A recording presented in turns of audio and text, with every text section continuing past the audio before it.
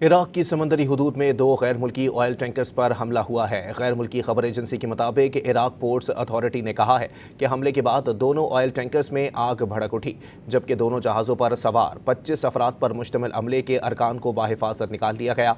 इब्तदाई तहकीकात के मुताबिक धमाका खेज मवाद से भरी कश्तियाँ ईंधन के दो टैंकरों से टकराईं, जिससे धमाका हुआ।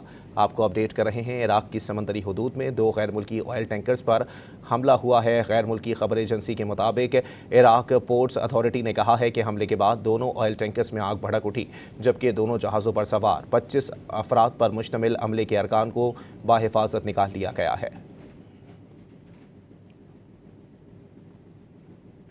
इराक की समंदरी हुदूद में दो गैर मुल्की ऑयल टैंकर्स पर हमला हुआ है। गैर मुल्की खबर एजेंसी के मुताबिक इराक पोर्ट्स अथॉरिटी ने कहा है कि हमले के बाद दोनों ऑयल टैंकर्स में आग भड़क उठी, जबकि दोनों जहाज़ों पर सवार 25 अफराद पर मुश्तमिल अमले के अरकान को बाहिफाजत निकाल लिया गया।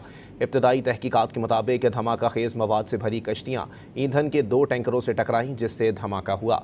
आपको अपडेट कर रहे हैं। इराक की समंदरी हुदूद में दो गैर मुल्की ऑयल टैंकर्स पर हमला हुआ है। गैर मुल्की खबर एजेंसी के मुताबिक इराक पोर्ट्स अथॉरिटी ने कहा है कि हमले के बाद दोनों ऑयल टैंकर्स में आग भड़क उठी, जबकि दोनों जहाज़ों पर सवार 25 अफराद पर मुश्तमिल अमले के अरकान को बाहिफाजत निकाल लिया गया है।